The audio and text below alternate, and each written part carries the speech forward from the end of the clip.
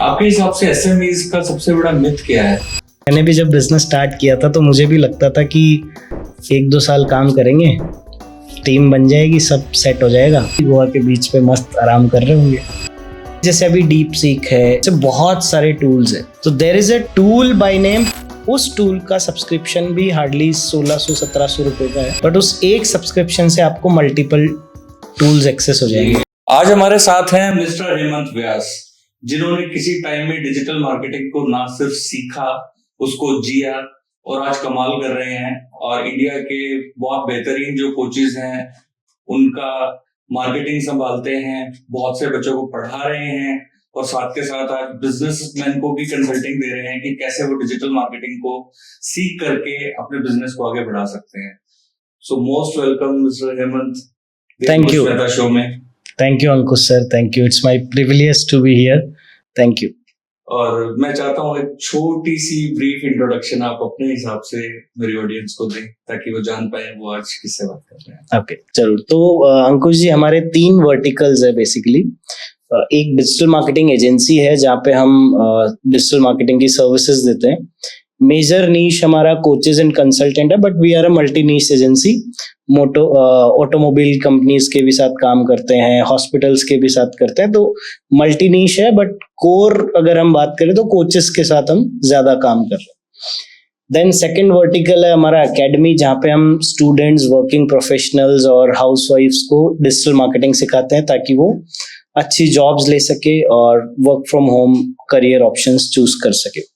और तीसरा वर्टिकल है जहाँ पे हम एसएमईज को सेल्स एंड मार्केटिंग सिखाते हैं ताकि जैसे मोस्टली जो छोटे बिजनेसेस होते हैं उनमें कोई मार्केटिंग डिपार्टमेंट नहीं होता, या तो वो खुद ही कर रहे होते हैं या वो आउटसोर्स कर रहे होते हैं। अब वो मार्केटिंग जानते नहीं है तो आउटसोर्स भी करेंगे तो अच्छे रिजल्ट्स नहीं आएंगे, और खुद भी कर रहे हैं तो कोई कोई राइट पता नहीं है कि एग्जैक्टली क्या डायरेक्शन नहीं है एग्जैक्टली। तो उनको हम ट्रेनिंग प्लस कंसल्टिंग करते हैं सेल्स एंड मार्केटिंग की। तो ये 3 हमारे वर्टिकल्स है। 17 से हम डिजिटल मार्केटिंग में हैं। तो हम बात कर रहे हैं स्टूडेंट्स की, एजेंसी की। तो हर एक स्टूडेंट का और हर एक फ्रीलांसर का सपना होता है कि मैं अपनी खुद की एजेंसी खोलूं। बिल्कुल ठीक है, आपका मेरा सबका ये सपना रहा था। बिल्कुल। तो आप क्या ट्रिक्स देना चाहेंगे ऑडियंस को कि अगर उसने एजेंसी खोलनी है तो उसे किन चीजों पर ध्यान देना है? देखो, सबसे पहला तो आजकल ना एजेंसी खोलना भी एक, मतलब अपन कह सकते हैं कि ये फैशन हो गया। आपने डिजिटल मार्केटिंग सीखनी है और सीखते ही बस एक ही गोल है कि एजेंसी खोलना है। तो वैसे नहीं, मतलब इसका भी एक रोड मैप है। आपको अगर एजेंसी खोलना है तो पहला आप देखो कि डिजिटल मार्केटिंग आप सीख लो, आप सारी चीजें कहीं से भी बेसिक अपना एक कोर्स कर लो। देन उसके बाद सीधा आप एजेंसी पे मत जाओ, पहला कहीं से इंटर्नशिप कर लो या कहीं जॉब कर लो, और वहां आपका कोर गोल हो कि आप कोई एक स्किल में मास्टरी कर लो। अब जब आपको एक स्किल आ गई है, देन अब आपको क्लाइंट्स एक्वायर करना है। अब क्लाइंट एक्वायर करने के लिए डायरेक्टली आप अगर पिच करने जाओगे, बहुत सारे रिजेक्शंस मिलेंगे क्योंकि ट्रस्ट इशू वहां रहेगा। तो इनिशियली आप फ्री सर्विसेज पिच कर सकते हैं या लो टिकट क्लाइंट्स आप ले सकते हैं। एक कोई स्किल जो आपने मास्टर करी है, उस स्किल से आप उनको रिजल्ट दो। रिजल्ट मिलने के बाद वहां से आप उनसे टेस्टिमोनियल्स लो, रेफरल लो, एंड देन धीरे धीरे हाई टिकट्स की तरफ जाओ। एक सर्टेन अमाउंट पे पहुंचने के बाद जब आपको लग रहा है कि यार अब मैं 4-5 क्लाइंट हैंडल कर रहा हूँ और मंथली में 1-1.25 लाख 1.5 लाख मेरी फ्रीलांसिंग जर्नी से अर्न कर रहा हूँ, उसके बाद फिर आप अपना एजेंसी प्लान करो, जिसमें स्टार्टिंग में 1 हायरिंग करो, 2 हायरिंग करो, फिर धीरे धीरे फिर वो फुल फ्लेज्ड आप अपना एजेंसी की तरफ जा सकते हैं। आपने एसएमईज की बात करी जी। तो एक इंडियन बिजनेसमैन, मीडियोकर हम जिसको बोलते हैं, या एक अच्छा बिजनेसमैन, वो एजेंसी को कब चूज करे, कैसे चूज करे, और उसमें क्या देखे कि ये मेरे लिए सही है? बहुत बहुत अच्छा क्वेश्चन है। मोस्टली जो बिजनेस ऑनर्स है उनकी एक ही शिकायत है कि यार डिजिटल मार्केटिंग मेरे बिजनेस में काम नहीं करती, बहुत पैसा दिया, बहुत जलाया, हमारे को रिजल्ट नहीं आते। तो रिजल्ट क्यों नहीं आते? क्योंकि जब वो एजेंसी हायर कर रहे हैं तब वो पैरामीटर्स नहीं चेक करते। उस टाइम तो उनको यूं है कि भैया सेल्स चाहिए, लीड्स चाहिए, कैसे भी आ जाए। तो कुछ नहीं देखेंगे, जिसकी रेट सस्ती है उसको हायर कर लेंगे। मतलब यहाँ पे भी वो जैसे सब्जी मंडी में मोल भाव होते हैं, वहाँ पे मोल भाव करते हैं और इवेंचुअली फिर वो महंगा पड़ जाता है क्योंकि वहाँ से रिजल्ट्स नहीं आते। तो एक एसएमई को जब वो एजेंसी चूज कर रहे हैं तो सबसे पहले तो ये देखो कि क्या अभी वो उस स्टेज पे है जहां उनको एजेंसी चाहिए। अगर आपका बजट आप मंथली मान लीजिए 10,000, 15,000, 20,000 स्पेंड कर रहे हैं तो आई वुड सजेस्ट कि आप एजेंसी ना हायर करो। अगर आपका ये बजट है तो आप खुद मेटा एड्स सीख लो, गूगल माई बिजनेस कर लो, खुद करके आप अपने लेवल पे वो जो बजट आप एजेंसी को देने वाले हो वो खुद आप मार्केटिंग में स्पेंड करो, वो एड्स में यूज करो, तो आपको रिजल्ट्स आएंगे। और जब आपका बजट हो जाए 50,000, 1 लाख आप स्पेंड कर सकते हो तो फिर आप एजेंसी की तरफ जाओ। और एजेंसी में भी वहां मोल भाव मत देखो कि कौन कम में काम दे रहा है, आप देखो कि किस एजेंसी ने प्रीवियसली क्लाइंट्स को रिजल्ट दिए। अब ये भी अंकुश भाई मैं आपको बताऊं कि इसमें भी झोल है। मतलब आज मैं कुछ भी दिखा सकता हूं कि भैया मेरा ये क्लाइंट है, तो कौन वेरीफाई करने गया है?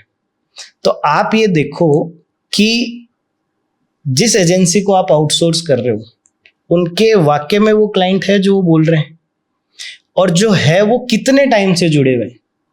मान लो मेरा कोई क्लाइंट है और मेरे को 2 महीने पहले ही मैंने उसको अपॉइंट किया है, और मोस्ट ऑफ द मेरे क्लाइंट्स अगर पास्ट 5 महीने 6 महीने से ही है और रिपीटेटिवली मेरे क्लाइंट्स मेरे को छोड़ रहे हैं, दैट मीन्स मेरे को उनको क्लाइंट करने का हक नहीं है, दैट मीन्स उनको रिजल्ट नहीं मिल रहा है। भाई अगर मेरा कोई क्लाइंट मेरे से 5 साल जुड़ा हुआ है तो दैट मीन्स उसको जो वो मेरे को पैसा दे रहा है उससे उसको आरओआई आ रहा है। तो आप एज अ एसएमई अगर कोई एजेंसी हायर कर रहे हो तो फॉरमोस्ट जो आपको चीज देखनी है वो ये है कि जो एजेंसी आप हायर करने वाले हो उसका मैक्सिमम जो क्लाइंट है वो कितने टाइम से रिटेन है। ये एक केपीआई आप देख लो, और फिर आप ये देखो कि आपके बिजनेस में कौन सा प्लेटफॉर्म काम करेगा। मान लो आपका बिजनेस है जहां पे आपको डिमांड फुलफिल करनी है। डिमांड फुलफिल मीन्स कि जो यूजर को ऑलरेडी चीज की जरूरत है, जैसे फॉर एग्जांपल आपका रिपेयर सर्विसेज का काम है, तो अब कोई ऐड चला रहा है और वहां से इंस्टेंट उसको रिपेयरिंग की जरूरत नहीं है, जिस दिन जरूरत होगी वो गूगल करेगा एसी रिपेयर सर्विसेज नियर में। तो आपको डिमांड फुलफिलमेंट वाली कैटेगरी में गूगल एड्स या एसईओ पे फोकस करना है। तो आपको ये भी या तो एजेंसी से पूछ लो या आप खुद देखो कि मेरा बिजनेस किस नेचर का है। तो डिमांड फुलफिलमेंट वाला है तो आप एसईओ और गूगल एड्स की तरफ जाओ। डिमांड जनरेशन वाला है कि जहां प्रोडक्ट की कोई एज सच नीड नहीं है, बट हाँ मैं कुछ अच्छा ऑफर दिखाऊंगा तो यूजर ले भी सकता है। D2C ब्रांड्स है, मतलब टी शर्ट किसी के पास है बट अगर एक और अच्छा ऑफर दिख रहा है तो वो बाय कर लेगा। तो वहां आपको परफॉर्मेंस मार्केटिंग करनी है। तो ये आप आइडेंटिफाई करो कि कौन सा चैनल आपके लिए अच्छा है, देन फिर आप एजेंसी को तो एक अच्छी एजेंसी की ये भी ड्यूटी बनती है कि वो अपने क्लाइंट को बताए कि तेरे लिए ये वाला चैनल ठीक है। 100%। ऐसा नहीं कि तुम परफॉर्मेंस मार्केटिंग करते हो तो उठा करके डॉक्टर की और ऑपरेशन करा लो मेरे से। हाँ, इस बिजनेस का ले लेते हैं। मान लीजिए कि आपका ड्राई क्लीनिंग का बिजनेस है, तो अब ड्राई क्लीनिंग में आपको तो जब जरूरत है जब ही आप ढूंढोगे, तो उस केस में आपको डिमांड फुलफिलमेंट वाले पे काम करना है। तो एक एजेंसी का ये राइट है कि वो अपने कस्टमर को एडुकेट करे कि कौन सा प्लेटफॉर्म सही है। अब मैं ये नहीं कह रहा कि आप ड्राई क्लीनर है तो आपको सिर्फ फुलफिलमेंट पे ही करना है, जनरेशन पे काम ही नहीं करना। बट कोर प्रायोरिटी जब स्टार्ट आप कर रहे हो तो कोर आप फुलफिलमेंट की फोकस हमारा वहां होना चाहिए कि हमारी सोशल मीडिया प्रेजेंस, गूगल पे प्रेजेंस स्ट्रॉन्ग। यस। और जो हमारे बिजनेसेस हैं वो क्या ऐसी मेजर गलती करते हैं सेल्स और मार्केटिंग के अंदर, और माइंडसेट कैसा होना चाहिए उनका? देखो, सेल्स एंड मार्केटिंग की अगर हम बात करें तो एसएमईज को सबसे बड़ी गलती तो ये है कि वो मार्केटिंग जानते नहीं है। अब मार्केटिंग जब वो नहीं जानते तो बायर पर्सोना क्या होता है नहीं पता, फनल्स क्या होते हैं ये नहीं पता, तो वो क्या करेंगे, कोई भी ऐड बनाएंगे और चलाएंगे। जैसे फॉर एग्जांपल एक हमारे पार्टिसिपेंट है हमारे कंसल्टिंग प्रोग्राम में, तो वो हमें बता रहे थे कि हेमंत जी बायर जर्नी, बायर पर्सोना ये सब हमारे लिए नया है, इसको सुनने से पहले हम क्या करते थे, हम एक मैसेज बनाते थे, एक डिजाइन बनाते थे, और वो डिजाइन हम हमारे सारे कस्टमर्स को भेजते थे। अब जब कस्टमर्स को भेजते, 3-4 हजार कस्टमर को भेज रहे हैं व्हाट्सएप पे, रिप्लाई नहीं आते, हार्डली कुछ 2-3 रिप्लाई आते, पैसा पर मैसेज लग रहा है बट रिप्लाईज नहीं आते। पर जैसे ही हमने बायर पर्सोना बनाया तो हमें ये पता लग गया कि डिस्ट्रीब्यूटर को क्या भेजना है, रिटेलर को क्या भेजना है और होलसेलर को क्या भेजना है। बाइफरकेट हो गए। तो अब जब हम डिस्ट्रीब्यूटर को उसका पेन पॉइंट जब भेज रहे हैं तो वहां से हमें रिस्पॉन्स अच्छा आ रहा है। तो मार्केटिंग कॉस्ट भी बच गई, क्योंकि जब पहले जो 3000 को मैसेज भेज रहे थे, अब हम सिर्फ डिस्ट्रीब्यूटर्स को ही भेज रहे हैं, तो कॉस्ट कम हो गई, कन्वर्जन ज्यादा हो गया। तो ये गलती है कि एक बिजनेस ओनर खुद ये नहीं सोचता कि मुझे मार्केटिंग सीखनी चाहिए। तो बायर पर्सोना आपको क्लियर होना चाहिए, फनल्स, आपके बिजनेस में कैसे फनल्स लग सकते हैं वो आपको क्लियर होना चाहिए। तो पहली गलती तो ये है। और माइंडसेट की अगर बात करें कि एक सेल्स माइंडसेट क्या होना चाहिए, तो सेल्स माइंडसेट में ऐसा है, मैं ये कहता हूं कि आप सेल्समैन मत बनो अपने बिजनेस में, आप डॉक्टर बनो। एक डॉक्टर का क्या काम रहता है, एक पेशेंट आता है, आते ही वो अपने हथियार लेके खड़ा नहीं रहता कि आओ चलो सर्जरी कर देते हैं। वो पहले सुनता है, समझता है प्रॉब्लम क्या है, एजुकेट करता है, पहले सुनता है, समझता है प्रॉब्लम क्या है, फिर वो सामने वाले को सॉल्यूशन देता है, कुछ पहले मेडिकेशंस करता है, देन फिर सर्जरी की तरफ, मतलब एक पूरा फनल है, समझ रहे हो। तो सेम आप जैसे ही कोई लीड आई, खड़े मत रहो हथियार लेके कि लो जी प्रपोजल, ये जी हमारी ये रेट है, हाँ बस खरीद लो, हमारा ये प्रोडक्ट है, हमारा ये फीचर है, हम ऐसे करते हैं, हम वैसे करते हैं। नहीं, आप सामने वाले को समझो, उसकी नीड क्या है वो समझो। तो डॉक्टर बनो आप अपने बिजनेस में। ये माइंडसेट जब आपका आएगा तो आपकी सेल्स ऑटोमेटिकली इंक्रीज हो जाएगी। तो मैं बहुत से एसएमईज से मिलता हूँ जो बिजनेस ओनर्स हैं, वो कहते हैं यार कुछ तुम संभालो मार्केटिंग हमारी, मुझे कैमरे से डर लगता है, मेरा फोटो मत यूज करना, तुम ही देख लो। तो यहाँ पे पर्सनल ब्रांडिंग की बात कर रहा हूं मैं। पर्सनल ब्रांडिंग कितनी जरूरी है एक बिजनेस के लिए? देखो, दो चीज है, एक तो कंपनी ब्रांड और एक पर्सनल ब्रांड। तो कंपनी ब्रांड आप अगर बनाने जाओगे तो आपके पास मोटा पैसा होना चाहिए, क्योंकि जिनसे आप कॉम्पीट कर रहे हो वो ऑलरेडी बहुत स्टेब्लिश्ड ब्रांड है, टीवी एड्स कर रहे हैं, होर्डिंग्स लगा रहे हैं।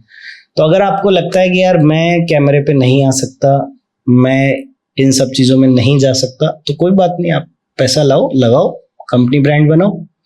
बट अगर आपको लगता है कि यार पैसा भी नहीं है और मेरे कॉम्पिटिटर्स को भी बीट करना है, तो वहां आपको एज ए फाउंडर ब्रांड बनना बहुत जरूरी है। आपको खुद को, क्योंकि लोगों का लोगों पे विश्वास नहीं है, वो कनेक्शन होता है इंसान से। तो जब आप खुद कैमरे पे आने लगोगे तो सामने वाला रिलेट करेगा कि यार इस ब्रांड के पीछे ये बंदा है, तो वो ट्रस्ट डेवलप होता है। तो founder brand is very much important. अब बात ये है कि ये बनाए कैसे। आजकल 4 रील डालना भी अपने आप में पर्सनल ब्रांड हो गई। तो ये भी कई सारे लोग मेरे से पूछते हैं कि यार रील्स डालें या लॉन्ग वीडियोस डालें या पॉडकास्ट करें। तो यहाँ भी मेरा एसएमईज को ये एडवाइस है कि ठीक है रील्स डालो, वहां से आपको व्यूज आएंगे, जल्दी एक ग्रोथ मिल जाएगी। बट अगर आप पॉडकास्टिंग कर रहे हो, लॉन्ग वीडियोस डाल रहे हो, तो एक बंदा, आपका यूजर, आपका वीडियो देख रहा है 40 सेकंड, अब वो स्किप कर रहा है, अचानक से आपका कोई हुक अच्छा लगा, समझ में आया तो ठीक है, देख लिया, सुन लिया, गायब हो गया। अब आप कौन हो, क्या करते हो, उसको नहीं पता। बट अगर आप एक लॉन्ग वीडियो डाल रहे हो या एक कोई कहीं पॉडकास्ट में एज ए गेस्ट आप जा रहे हो, तो वहां आपकी ऑडियंस आपको 1 घंटा 1.5 घंटा सुन रही है। तो आप कौन हो, आप क्या करते हो, आप कैसे हो, आपको कितना नॉलेज है, ये सब कुछ आप ट्रांसफर कर जाएगी। तो मेरा तो ये कहना है कि अगर आपको रोज वीडियो बनाने के लिए टाइम नहीं है, आपको लगता है सरदर्दी है, तो एटलीस्ट आप पॉडकास्ट में जाना स्टार्ट करो, आप एज ए फाउंडर ब्रांड बन जाओ। कितने एग्जांपल्स आपको अगर पता हो तो, एक कार्डियोलॉजिस्ट है जो कहते हैं बिना सर्जरी हम हार्ट अटैक बचा लेते हैं। पिछले 1-1.5 साल में बहुत पॉपुलर हुए हैं और उनकी कोर पॉडकास्ट में गए थे वो। कोर स्ट्रेटेजी यही है कि वो जितने भी बड़े पॉडकास्टर है उनके पॉडकास्ट में एज अ गेस्ट जा रहे हैं, वहां से उनकी वीडियोस आ रहे हैं, वहां से वीडियो आ रहे हैं, जरूरत ही नहीं है कुछ, बन गए ब्रांड। अब कहाँ जरूरत है किसी बड़े ब्रांड को बीट करने का, अपने आप उनका जो ऑडियंस है वो उन तक पहुंच रहा है। अच्छा, आपके हिसाब से डिजिटल मार्केटिंग में आज, यार ये थोड़ा सा सब्जेक्टिव है, बट फिर भी मैं बताऊं, मतलब डिजिटल मार्केटिंग की डेफिनेशन क्या है आम जनता के लिए, जिन्होंने अभी अभी कहीं से या तो यूट्यूब से सीखा है या कहीं से कोर्स करके उनको लगता है कि भैया हम तो अब मार्केटर बन गए, तो उनके हिसाब से डिजिटल मार्केटिंग है 10,000 रुपये दो, 20 पोस्ट कर देंगे, 2 कीवर्ड का SEO कर देंगे, तो ये डिजिटल मार्केटिंग है। अब एक SME 1 साल से काम करवा रहा है और फिर 1 साल बाद कोई अच्छी एजेंसी के पास वो पहुंचता है तो बोलता है भैया मेरे को तो भरोसा नहीं है, बहुत पैसे बर्बाद कर दिए मैंने, एक को मैंने 1800 रुपए दिए महीना एक को 5,000 दिए, एक को 10,000 दिए। एक तो तुम्हारा स्टूडेंट ले गया था मेरे से। हाँ, मुझे लगा तुम्हारा स्टूडेंट था तो अच्छा काम करता होगा। मतलब ये काइंड ऑफ एक स्कीम ही है यार, आपको पता होना चाहिए मैं क्या वैल्यू ऐड कर सकता हूँ सामने वाले को, और एक बिजनेस ओनर को भी ये पता होना चाहिए कि यार 10,000 में लोग पागल है फिर जो 16-16 लाख के टीवी एड न्यूज़पेपर एड्स दे रहे हैं। 10,000 में ही अगर आपका बिजनेस ग्रो हो जाना है तो फिर तो बात ही क्या है, फिर तो फिर तो बड़े ब्रांड्स क्यों एड्स देंगे, फिर वो तो 10,000 वाली डिजिटल मार्केटिंग ही करवा लेंगे। तो ये दोनों साइड ही गैप है, मतलब एक मार्केटियर को भी ये समझना चाहिए कि यार 10,000 में मैं सामने वाले को रिजल्ट नहीं दे सकता, और एक बिजनेस ओनर को भी समझना चाहिए कि 10,000 से मेरा काम नहीं होगा। तो अगर आपका बजट इतना ही है तो खुद सीखो, खुद करो, और जब बजट बढ़ जाए तो प्रोफेशनल एजेंसीज आप हायर करो। और अगर किसी का बजट कम हो, ना बराबर हो, और वो फिर भी करना चाह रहा है मार्केटिंग, उसके अंदर ज़ील है करने की, उसके लिए क्या सजेशन है? देखो, अब इसमें ऐसा है कि आप मान लो किसी को आउटसोर्स कर रहे हो 10,000 रुपए महीने में, जो आपको 30 पोस्ट बना के दे रहे हैं। अब वो 30 पोस्ट आप देखो, कोई उसका फायदा नहीं है, मतलब ना तो कोई रीच है ना कोई फॉलोअर्स, तो सेटिस्फेक्शन है कि वो मैंने स्टेटस लगा लिया और वहीं पे पूरी हो जाती है। हाँ, तो बेटर है आप एज ए फाउंडर खुद सीख लो। मतलब फेसबुक एड सीखना is not a big deal, आप थोड़ा सा अपना माइंडसेट बनाओगे तो इजीली सीख सकते हो। रोज पोस्ट डालनी है तो टेम्पलेट, खूब सारे टेम्पलेट सेल होते हैं आजकल। कैनवा चलो ठीक है, वो थोड़ा सा क्रिएटिव होना जरूरी है, आपको क्या पता, मतलब आप घटिया टेम्पलेट्स भी डालोगे तो वो भी आपकी ब्रांड इमेज को खराब कर रहा है। तो आप कहीं से टेम्पलेट बाई कर लो, फेस्टिवल्स के टेम्पलेट्स आते हैं, हार्डली बंडल्स मिलते हैं, वहां आप अपना लोगो लगाओ और फेस्टिवल्स पे वो पोस्ट कर दो। प्रेजेंस ही तो रखनी है अपने को, तो प्रेजेंस के लिए वो कर लो। प्लस सर्विस बेस्ड अगर आपको अपने क्रिएटिव्स बनवाने तो आप कोई अच्छे फ्रीलांसर हायर कर सकते हो, जो जिनसे आप मंथली 4-5 अपने फ्लायर्स डिजाइन करवा सकते हो। और जो आप 10,000 किसी एजेंसी को देने वाले हो, आई एम सॉरी, काफी एजेंसीज को मेरे से नाराजगी हो सकती है, बुरा लग सकता है, बट यस, ये उनके भी फायदे की बात है। अगर वो अपना माइंडसेट चेंज करेंगे और रिजल्ट ड्रिवन काम करेंगे तो उनके क्लाइंट्स भी लॉन्ग टर्म रुकेंगे, क्लाइंट को भी वैल्यू मिलेगी और उनके पास भी केस स्टडीज क्रिएट होगी। तो अगर आपका बजट कम है, आप गूगल माई बिजनेस खुद सीख के कर सकते हो, नॉट अ बिग डील। आप मेटा एड सीख के खुद कर सकते हो। तो जो 10,000 रुपए आप देने वाले थे वो खुद यूज करो, और जब आपका बिजनेस ग्रो हो जाए, बजट बढ़ जाए, तो फिर आप प्रोफेशनल्स हायर करो। आपके हिसाब से एसएमईज का सबसे बड़ा मिथ क्या है?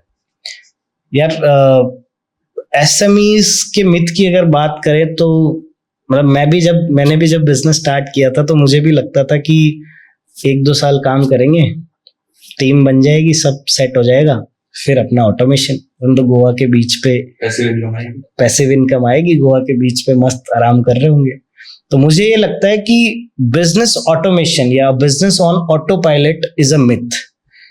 अगर आपने वो स्टेज अचीव कर लिया कि आपके सिस्टम सेट है, आपकी प्रोसेस सेट है और आप ऑटो मोड पे आ गए हो, आप 1 महीना अपने बिजनेस से बाहर रहो, आपको समझ आएगा कि क्या हो गया।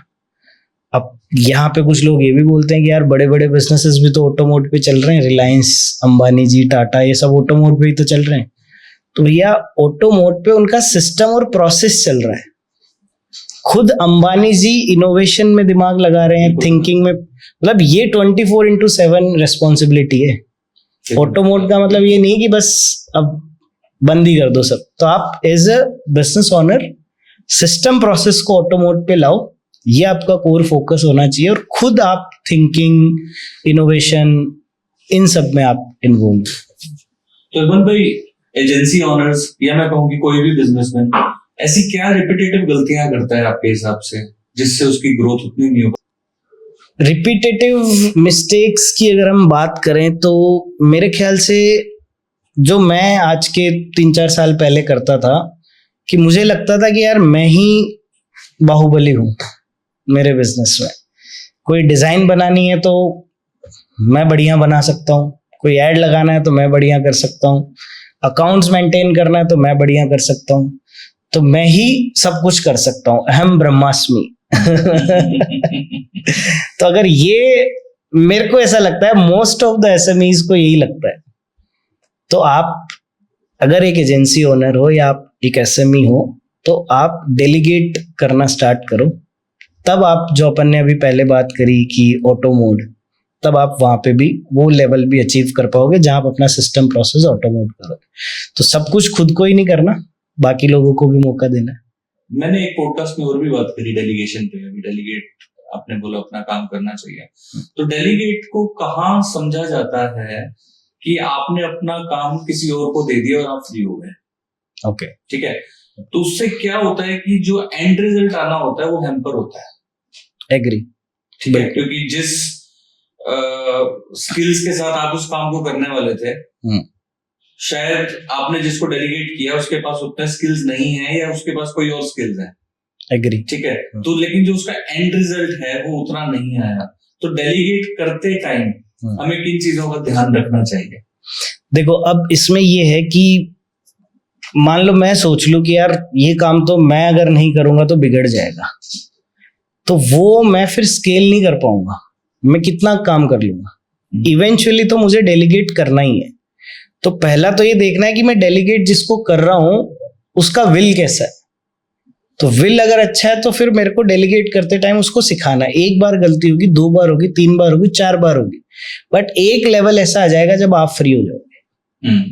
जैसे हमारे एजेंसी में मैंने लास्ट एड कब रन किया था खुद ने मुझे याद नहीं है, बट जब पहली बार मैंने डेलीगेट किया मेरे मैनेजर को, तो पहली बार अच्छे रिजल्ट्स नहीं आए। दिल पे बहुत पत्थर रख के दिया होगा कि हाँ, पता नहीं क्या होने वाला है। क्या होने वाला नहीं, वो ट्रस्ट तो रखना ही पड़ेगा ना। अगर मैं पहले ही ये सोच लूंगा पता नहीं क्या होने वाला है, तो फिर तो क्या ही होगा। तो मैं पूरा 100% ट्रस्ट करके उसको डेलीगेट किया, और जहां वो फंस रहा था वहां मैंने उसको हैंड होल्डिंग दी। और आज ये है कि उसने खुद ने अब अपने नीचे 5-6 लोगों की टीम बना ली।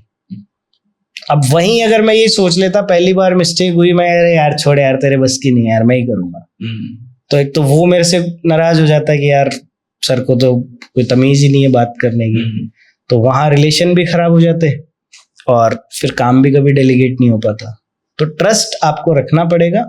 1, 2, 3 बार गलती होगी, मतलब यहाँ पे भी हमें ना, जैसे एक एजेंसी या कोई भी बिजनेस अगर अब हम रन कर रहे हैं और डेलीगेशन अगर हमें सीखना है, तो हम ये देख के सीख सकते हैं कि हम हमारे बच्चे को जब वो छोटा होता है तो कैसे सिखाते हैं चीजें। पहली बार ही वो चलना थोड़ी सीख जाता है। जब वो पहले उठता है, 4 बार गिरता है, 5 बार गिरता है, फिर एक स्टेज आती है जब वो स्टेबल होता है। तो सेम हमारी टीम के साथ है। वो प्यार अगर हम हमारी टीम के साथ रखेंगे और उस इंट्यूशन से हम उनको सिखाएंगे, तो हमारी टीम भी 100% दे के काम करेगी और अच्छा रिजल्ट अपने को आएगा। हेमंत जी, आप बहुत सारी ऑर्गेनाइजेशंस के साथ जुड़े हुए हो। हमारी बात हुई बीएनआई के साथ और दूसरी जो चीजें हैं, तो वहां पे आपका मिलना होता होगा बिजनेसमैन से। ये मेरे को रियल लाइफ एक्सपीरियंस है जो मैं आपसे पूछना चाहता हूँ, आपका एक्सपीरियंस क्या है इसके अंदर। तो वहां पे कई बार क्या होता है कि सामने वाला अपना एड अकाउंट खोलता है अपने ऑफिस में बैठ करके कि हेमंत जी देखना मेरे को ये प्रॉब्लम आ रही है। वो एड अकाउंट भी हो सकता है, जीएमबी भी हो सकता है, कुछ भी हो सकता है, कि इसको देखना। Okay. और असल में हमारा वो कोर एरिया नहीं होता, हमारे पास टीम है उस काम को करने के लिए। उस सिचुएशन को आप कैसे टैकल करते हो? नहीं, अब वो जैसे देखो, मैं अगर एक एजेंसी चला रहा हूँ तो मेरे को वो स्किल तो है, मतलब ये मेरे को पता है कि उसकी क्या प्रॉब्लम। एग्जैक्टली। तो मैं उसको वहीं इमीडिएट एक सोल्यूशन दे दूंगा और फिर डिटेल्ड कॉल के लिए मैं 1-to-1 उनके साथ शेड्यूल कर लूंगा। मतलब ये चैलेंज जनरली उन फाउंडर्स के साथ आता है जो डिजिटल मार्केटिंग वेव को देखते हुए डिजिटल मार्केटिंग स्टार्ट कर ली और खुद ने कभी कोई प्रैक्टिस नहीं करी और उनके साथ टीम है, तो इट इज ओके। मतलब ये भी कोई गलत नहीं है, आप वहीं ट्रांसपेरेंट होके बता दो कि यार ये वाली चीज मेरी एक्सपर्टीज में नहीं है, तो मैं मेरी टीम से आपको कनेक्ट करवा दूंगा। जैसे फॉर एग्जांपल मेरे को वीडियो एडिटिंग का वी भी नहीं आता। अब मेरे से अगर कोई पूछे कि भैया ये वीडियो मैंने एडिट किया, इस पे आप फीडबैक दे दो, या इसमें ये कलर ग्रेडिंग सही हुई है नहीं हुई, कैसे होगा, तो हमें नहीं पता, मैं फिर मेरी टीम से कनेक्ट। अच्छा, किसी भी बिजनेस को चाहिए होता है कि उसको वेरीफाइड लीड्स आए, तो उसका सबसे बेस्ट सॉल्यूशन आपकी नजर में क्या है? हाँ, ये किसी भी बिजनेस को नहीं बल्कि हर बिजनेस को चाहिए कि वेरीफाइड लीड आए। तो यहाँ पे भी देखो, थोड़ा अपने को समझना पड़ेगा कि हम लीड्स के लिए अगर मेटा पे ऐड रन कर रहे हैं, तो Meta is a open platform जहाँ पे हर कोई है। ठीक है, आप कितना भी नैरो टारगेटिंग कर दो, बट स्टिल आपका ऐड आपकी ऑडियंस के अलावा भी कुछ लोगों तक पहुंचेगा। ऑडियंस का भी माइंडसेट है कि कोई जरूरी नहीं है कि उसको खरीदना ही है, वो एक बार टेस्टिंग के लिए भी ट्राई कर सकते हैं। तो पहला तो हमें ये माइंडसेट देखना है कि यार 30% तो हमें जंक लीड आएगी। अब बाकी जो लीड्स है उन पे हमारा टच पॉइंट कितना जल्दी हो रहा है। आज लीड आई और हम उसको बात कर रहे हैं 3 दिन बाद, तो वो अच्छी लीड होने के बावजूद भी वो लीड बेकार हो जाएगी। क्यों? क्योंकि वो भूल गया कि मैंने कोई फॉर्म भी भरा था क्या, या फिर उस टाइम तक उसने 3 और फॉर्म भर दिए होंगे, तो 3 जगह से और फोन आ गया हो। तो आपका टच पॉइंट फास्ट होना चाहिए। उसके लिए आप ऑटोमेशंस, व्हाट्सएप ऑटोमेशन इंप्लीमेंट कर सकते हो कि जैसे ही कोई किसी ने फॉर्म भरा आइदर ऑन योर वेबसाइट या फिर फेसबुक पे फॉर्म भरा, तो इमीडिएट उसको व्हाट्सएप पे रिप्लाई चला जाना चाहिए, जिसमें आप एक्नॉलेज कर सकते हो और आपकी जो भी कंपनी की डिटेल्स है, मतलब आपके कोई ब्रोशर्स है, आपके केस स्टडीज है, टेस्टिमोनियल्स है, वो आप उनको सीक्वेंस में व्हाट्सएप पे भेज सकते हो। और फिर मीनवाइल जब वो चेक कर रहा है तो आप विद इन 24 आवर्स अपनी सेल्स टीम से कॉल करवा। इवन आप लीड्स को फिल्टर भी कर सकते हो व्हाट्सएप ऑटोमेशन से। अब लेट से किसी ने फॉर्म भरा, अब फॉर्म में जो भी डिटेल्स भरी हो आप वापस से एक सीक्वेंस लगा सकते हो व्हाट्सएप पे कि what's your name, what's your requirement. तो वो जो आंसर्स कर रहा है, तो जिसने व्हाट्सएप फ्लो पे आपको रिस्पॉन्ड किया है, सेल्स वो क्वालिफाई होता चला जाएगा और सेल्स टीम पहले उनसे बातचीत कर लेगी। तो दैट्स द वे जिससे आप वेरीफाइड लीड्स जनरेट कर सकते हो। हम स्टूडेंट्स की बात करते हैं, जो हमारे यंग बच्चे हैं जी, डिजिटल मार्केटिंग को सीख रहे हैं, वो क्या ऐसी गलतियां करते हैं? आपको क्या एक्सपीरियंस रहा है कि आपको लगा कि यार इस टाइम इसको ये नहीं करना चाहिए था, तो बहुत कुछ और है करने का? तो देखो, जनरली मैंने 2 तरीके के स्टूडेंट्स देखे हैं। पहले वो स्टूडेंट्स हैं जिनको लगता है, मतलब वो यूट्यूब पे कोई वीडियो देख के इन्फ्लुएंस हुए और उनको लगता है कि यार डिजिटल मार्केटिंग कोर्स की फीस दे देना और लाख रुपए कमा लेना। तो वो सिर्फ फीस देते हैं और फिर बस कोचिंग में आएंगे, जो पढ़ाया वो पढ़ लेंगे, 3 महीने खत्म होने की वेट करेंगे। हाँ, बस वो इंतजार करेंगे कब 3 महीने खत्म हो और कब लाख रुपए मेरे बैंक अकाउंट में आए। तो ये अप्रोच भी गलत है। आपको और टाइम देना है। जो ट्रेनर आपको सिखा रहे हैं उसके अलावा भी ये बहुत गहरा समुद्र है, तो उस समुद्र से और आपको पानी निकालते रहना है। सेकेंड टाइप के एक स्टूडेंट और है, वो क्या है, अब उनको ये बात समझ में आ गई कि भैया गहरा समुद्र है, सीखते रहना है, तो वो सिर्फ सीखते ही रहते हैं। उन्होंने एक कोर्स कर लिया, फिर दूसरा, फिर तीसरा, फिर चौथा, पांचवा, वो कोर्स ही करते रहते हैं। वो इम्प्लीमेंट ही नहीं करते। पहला वाला इसलिए नहीं इम्प्लीमेंट कर पा रहा कि उसने कुछ सीखा नहीं, और दूसरा वाला इसलिए नहीं इम्प्लीमेंट कर रहा, उसको लगता है कि मैंने कुछ सीखा ही नहीं और सीखना जरूरी। तो दोनों का बैलेंस होना जरूरी है। आप कहीं से भी कोर्स कर रहे हैं, चाहे आप ऑनलाइन कर रहे हैं, ऑफलाइन कर रहे हैं, आप उस कोर्स की सीरियसनेस को देखो। जो ट्रेनर पढ़ा रहा है, तो ट्रेनर की एक लिमिटेशन है, उसको 1 घंटे में चीजें आपको बतानी है, बट आपकी तो कोई लिमिटेशन नहीं है, आप तो और सीख सकते हो। तो आप सीखते भी रहो और साथ के साथ आप इम्प्लीमेंट भी करते रहो। और जब आपका 3 महीने, 4 महीने या 6 महीने का प्रोग्राम खत्म हो गया, तो आप कहीं पे hands on experience, live projects के एक्सपीरियंस के लिए कहीं पे इंटर्नशिप करो या जॉब करो। और 1 साल आप जब निकाल देते हो, तो फिर आप मैदान में आओ। और ये मैं मेरा एक्सपीरियंस आपको बता रहा हूँ। मैंने जो पाथ फॉलो किया था, मैंने लगभग 2017 में डिजिटल मार्केटिंग सीखना स्टार्ट किया था, और लगभग 1 साल मैंने ऑलमोस्ट फ्री में इंटर्नशिप करी थी। जब मुझे लग गया था कि यार now I am capable to give results, तो पहला मेरे पास, आई डोंट नो कहाँ से आया, बट एक कॉल आया एंड दे सेड कि हम एक इवेंट मैनेजमेंट इंस्टीट्यूट है, बहुत फेमस इंस्टीट्यूट है इंडिया का, एंड दे सेड कि हमें लीड्स जनरेट करवानी है। एंड आई सेड कि यस, हो जाएगा। कितने पैसे लोगे? उनका फ्री में। मैंने मेरा पहला फ्रीलांस प्रोजेक्ट फ्री में किया था, दूसरे वाले में हार्डली 4-5 हज़ार रुपए चार्ज करे थे। उनको रिजल्ट देके फिर मैंने, हमारे राजस्थान के एजुकेशन मिनिस्टर रहे हुए हैं, उन्होंने अपनी जब पार्टी बनाई थी, तब फिर मैंने उनके लिए कैंपेन्स रन करे थे। तो वहाँ मेरे वो पास्ट एक्सपीरियंसेस काम आए और वहाँ मैं उनको हाई टिकट क्लोज कर पाया था। और वहाँ से फिर मेरी फ्रीलांसिंग जर्नी स्टार्ट हुई थी। फिर उनको क्लोज किया। फिर हमारे राजस्थान का एक बड़ा फेमस चैनल है, मतलब राजस्थानी गानों की शुरुआत मैं कहता हूँ तो वहीं से हुई है, वीणा म्यूजिक करके एक चैनल है, उनके साथ काम किया। फिर और बड़े जयपुर के इंस्टीट्यूट्स के साथ काम किया, कुछ टॉप नेशनल लेवल के ब्रांड्स के साथ भी काम करने का मौका मिला। तो वो तभी हुआ जब 1 साल पहले एक्सपीरियंस लिया, फिर फ्रीलांसिंग में भी काम करके टेस्टिमोनियल्स क्रिएट करे, और वो केस स्टडीज दिखा दिखा के फिर मैं क्लोज करता गया। एक बड़ा चेहरा आते ही फिर उस एक बड़े चेहरे से बाकी बड़े चेहरे मिलते चले गए, और वहां से फिर मेरी धीरे धीरे एजेंसी।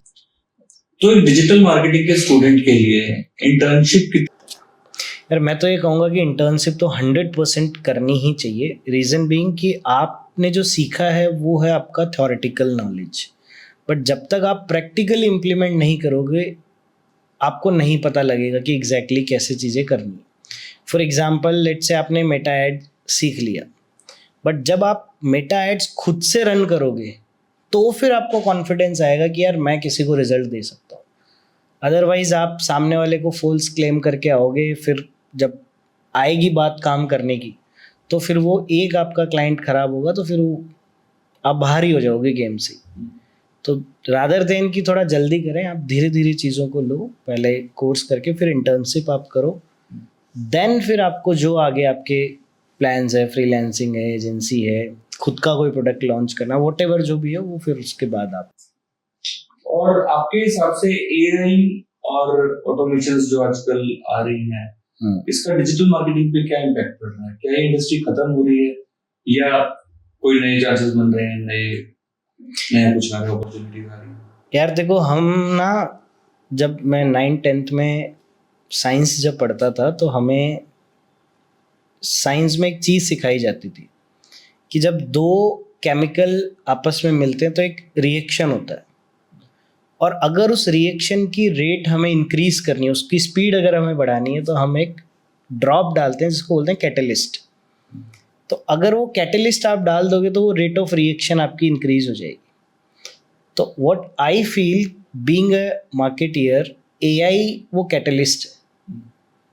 एआई वो कैटलिस्ट है जो अगर मैं मेरे स्किल में ऐड ऑन कर लेता हूँ तो मेरी जो स्पीड है वो इंक्रीज हो जाएगी।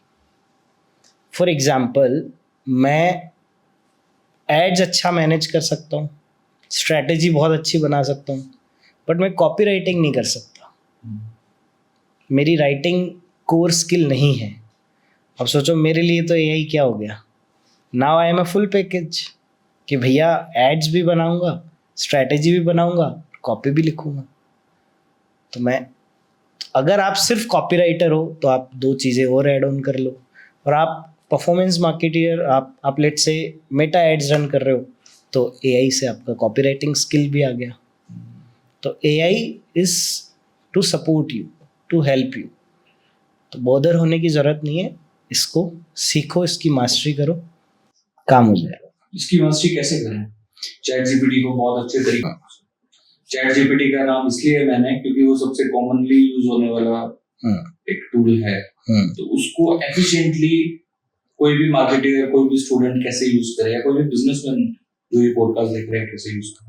चलो एक सवाल मैं इस पे आपसे पूछूंगा कि अगर मुझे आपको जानना है, या मेरे को आपसे जो आपको नॉलेज है उसको मैक्सिमम आउटपुट निकलवाना है, तो क्या करना पड़ेगा?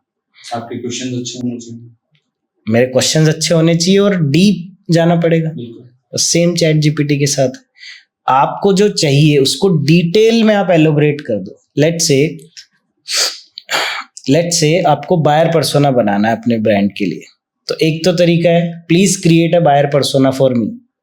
तो वो बायर पर्सोना ऐसा आएगा जो आप कल्पना भी नहीं कर सकते, क्योंकि उसको नहीं पता ना, फ्रांस के आदमी ने पूछा, इंडिया के आदमी ने पूछा।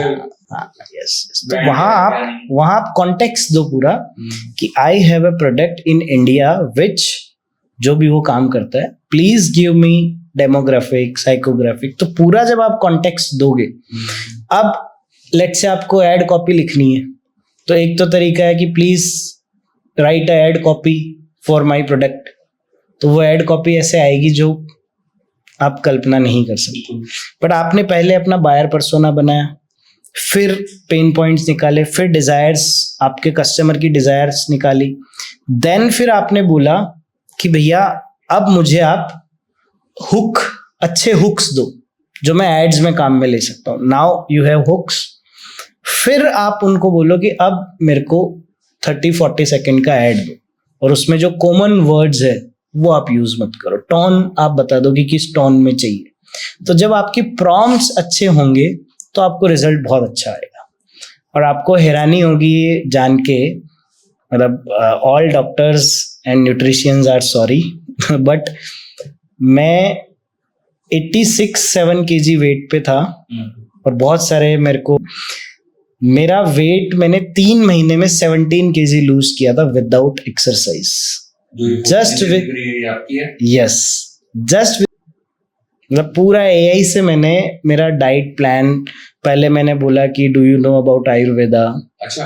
देन आयुर्वेदा में जो त्रिदोषा होते हैं, वात पित्त कफ, मतलब ये पॉडकास्ट किसी और साइड जा रहा है, बट मैं कॉन्टेक्स्ट आपको बता रहा हूँ। तो फिर मैंने बोला कि अब मुझे बताओ मेरे बॉडी में कौन सा दोष है, तो उसने कैरेक्टर्स बताए।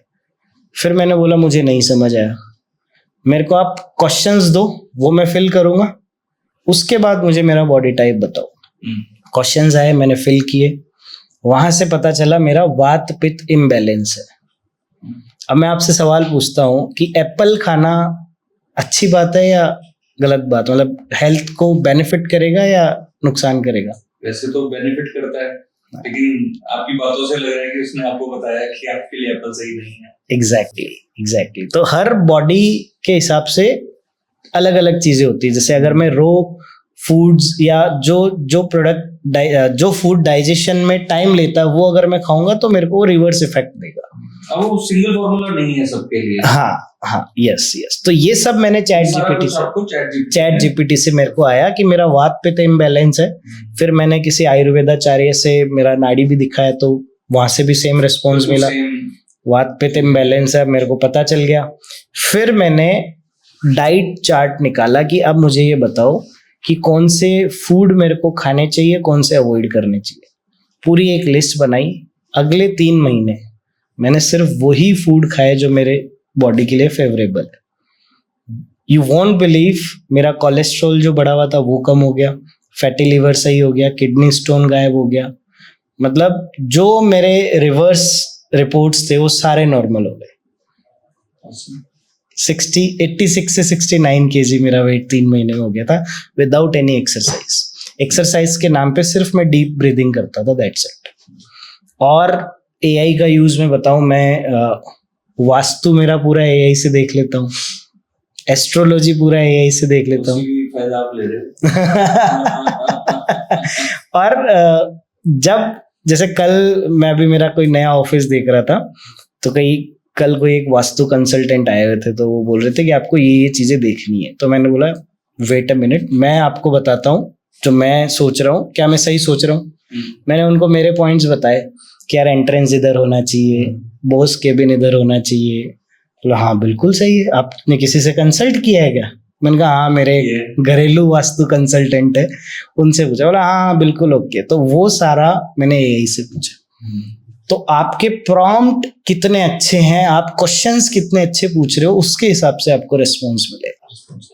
अच्छा, इसमें जैसे टर्म आती है कि मैंने अपना एआई ट्रेन कर रखा है, मेरे हिसाब से आपने भी कर रखा होगा, वो आपको समझता होगा कि मैं किसके लिए काम कर रहा हूँ, ये इंसान क्या सोचता है क्या नहीं।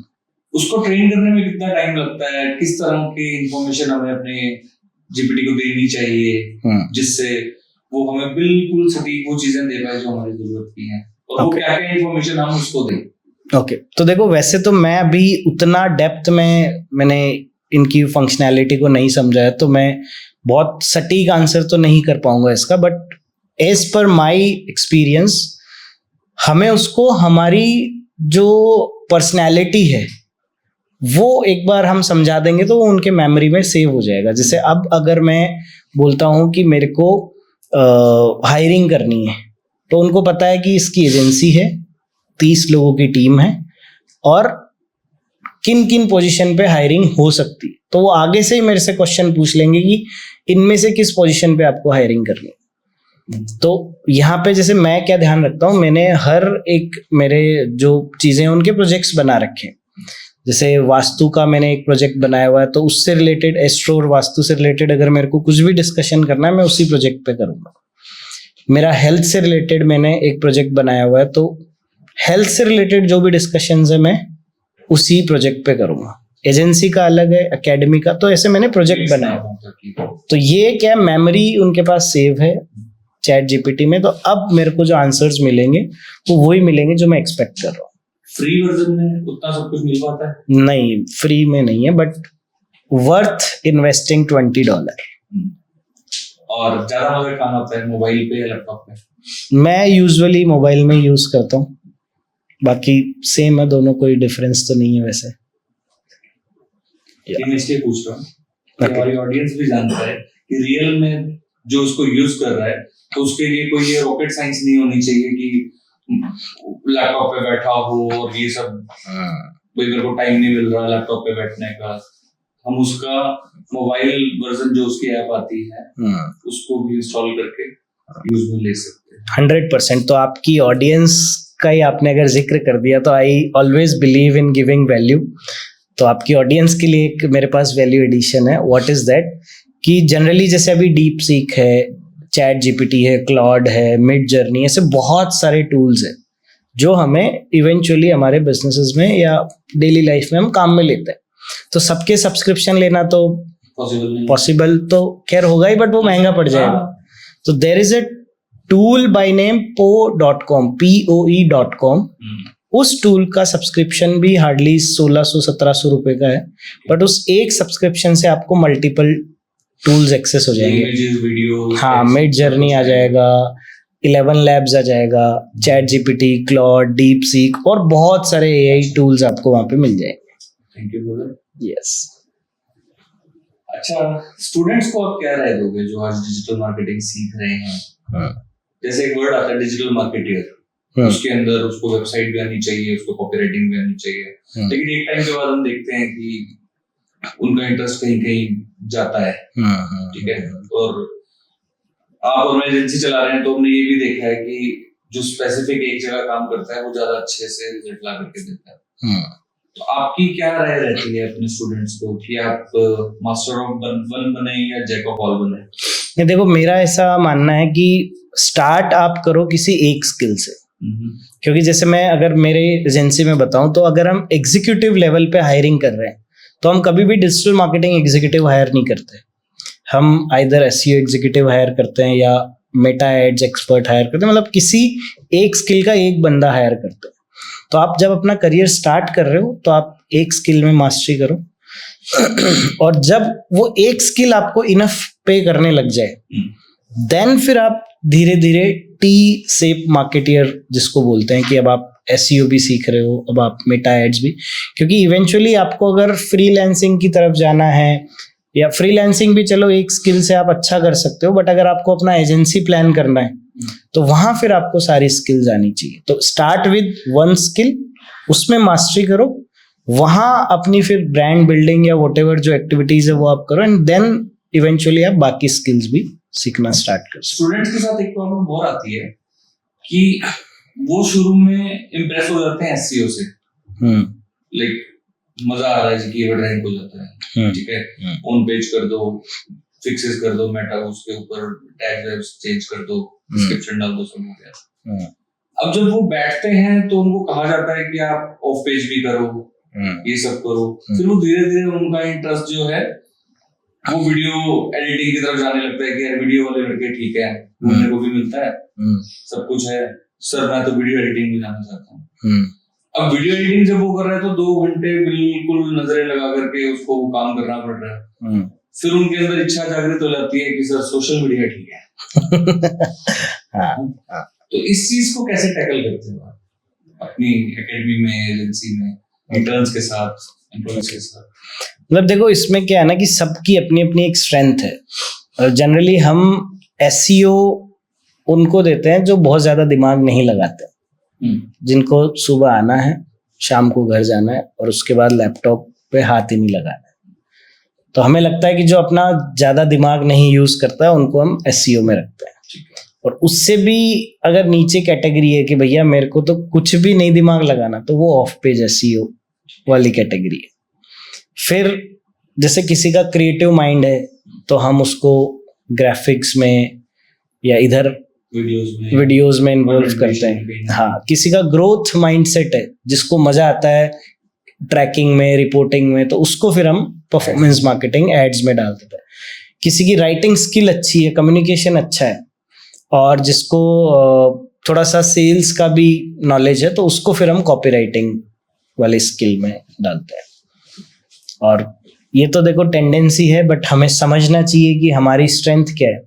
अब मेरे को लेट से कि राइटिंग मेरी अच्छी नहीं है, बट अब कोई कॉपीराइटर एक प्रोजेक्ट का लेट से 50,000 रुपये चार्ज करता है, एक फनल बिल्ड करने का 50,000 चार्ज करता है। अब मैं उसको देख के सोचो यार मैं भी कॉपीराइटर बन जाऊं, तो मैं तो लिख ही नहीं पाऊंगा ना। अब एक बात ये है कि अब तो एआई आ गया, तो भैया एआई को भी तो प्रॉम्प्ट देने के लिए राइटिंग स्किल होनी चाहिए, और जो कॉपी राइटिंग के फॉर्मूला है वो आने चाहिए। तो मुझे मेरी स्ट्रेंथ देखनी है कि मैं क्या कर सकता हूँ, वो चीज में मेरे को फिर अगर मैं एक ही चीज पे लगा रहूंगा तो मैं बहुत आगे चला जाऊंगा। जैसे मैं आपको एक एग्जांपल से बताता हूँ। मेरे एक फ्रेंड है, हमने डिजिटल मार्केटिंग लगभग साथ में स्टार्ट करी थी सीखना। मैं अभी एक एजेंसी चला रहा हूँ लगभग 30-35 लोगों की टीम के साथ, और अच्छे रेवेन्यूज हिट कर रहे हैं, and he is doing a job somewhere around 40-50,000। तो उसने मेरे को पूछा यार हेमंत भाई क्या डिफरेंस रहा अपन दोनों में, मतलब तू वहां पहुंच गया और मैं अभी यही हूं। तो मैंने उसको एक ही चीज बताई यार, जो डिफरेंस था ना वो यही था कि मैं एक चीज पे लगा रहा और वहां मैं स्टेप बाय स्टेप ऊपर चढ़ता गया। तेरे को कभी डिजिटल मार्केटिंग सीखनी है, कभी तेरे को स्टॉक मार्केट भी सीखना है, तेरे को कभी और कुछ भी सीखना है, तो तू डाइवर्ट हो रहा था, तो उसकी वजह से एक जगह फोकस नहीं हो पाया और फिर तू एक जगह पे झंडे नहीं गाड़ पाया।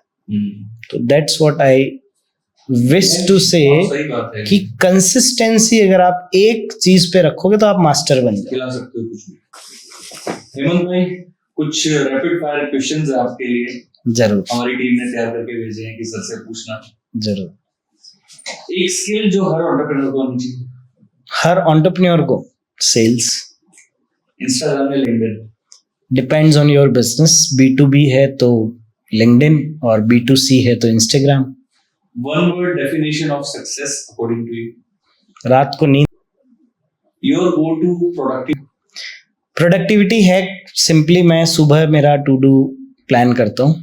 मैंने आईपैड लिया हुआ है, उसमें मैंने गुड नोट करके एक ऐप आता है, उसमें मैं पूरा मेरा डायरी प्लान करता हूँ। तो सुबह टू डू बना लेता हूँ, शाम को चेक कर लेता हूँ, मंथली, वीकली और डेली के हिसाब से मैं उसको डिवाइड करके। कौन सा ऐसा ब्रांड है जो आपको सबसे अच्छा लगता है? एप्पल।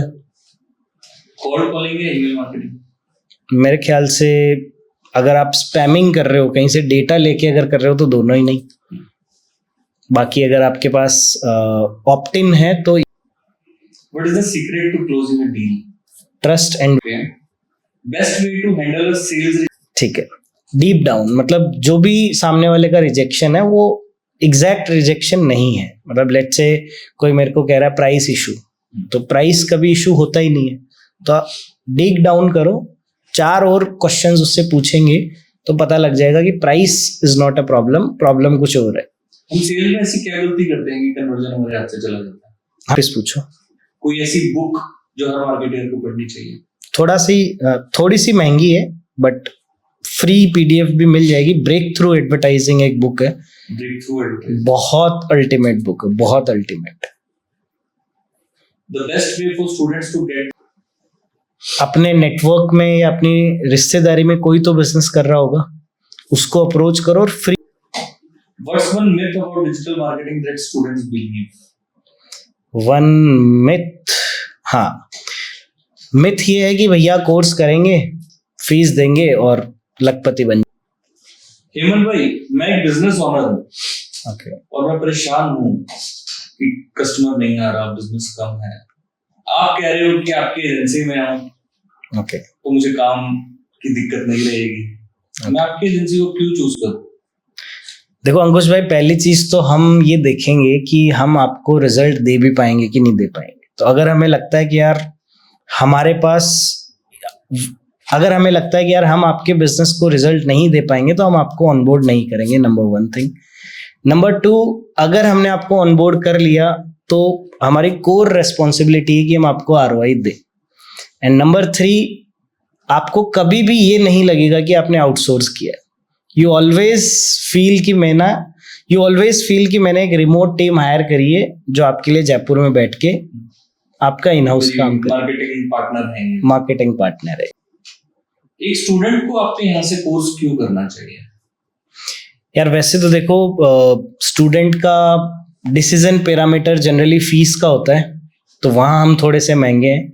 बट यस, हम ऐसी चीजें सिखाते हैं तो जनरली मेरे ख्याल से जयपुर के इंस्टीट्यूट्स तो नहीं सिखा रहे हैं। जैसे परफॉर्मेंस मार्केटिंग हमारा कोर फोकस रहता है, कॉपी राइटिंग सिखाते हैं हम, ऑटोमेशन सिखाते हैं, ईमेल मार्केटिंग सिखाते हैं, फनल्स सिखाते हैं। तो ये सारी स्किल्स हम सिखाते हैं। और हमारा एक और पैरामीटर है कि हम हर किसी को ऑनबोर्ड नहीं करते। मतलब हमें लगता है कि यार हम इसको सिखा सकते हैं और इसको ग्रो करवा सकते हैं, तो हमारा एप्लीकेशन बेस्ड सिलेक्शन होता है। जो सेलेक्ट होगा, जो डिजर्व या जो राइट कैंडिडेट होगा डिजिटल मार्केटिंग सीखने के लिए, हम उसी को ऑनबोर्ड करते हैं। एंड देन फिर हम 100% प्लेसमेंट असिस्टेंस देते हैं।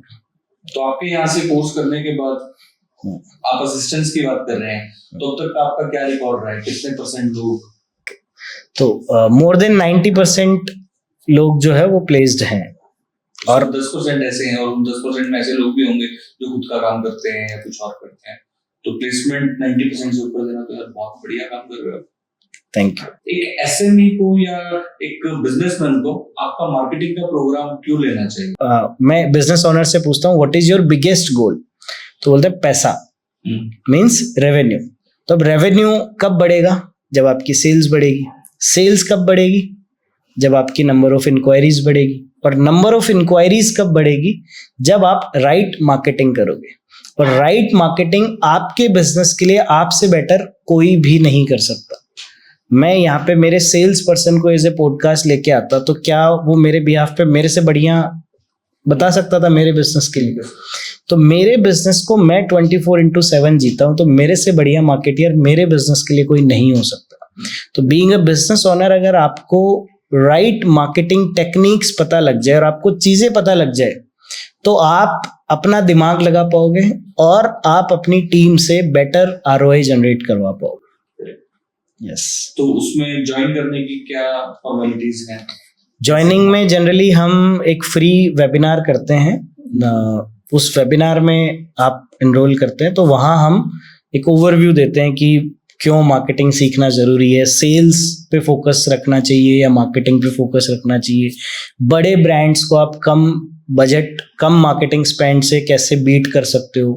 तो ये सारी चीज़ें हम फ्री वेबिनार में बताते हैं। Then if you like our program तो आप हमारे नेक्स्ट लेवल प्रोग्राम पे तो उसको ज्वाइन करने के लिए नीचे जो लिंक है उस पर क्लिक कर सकते हैं।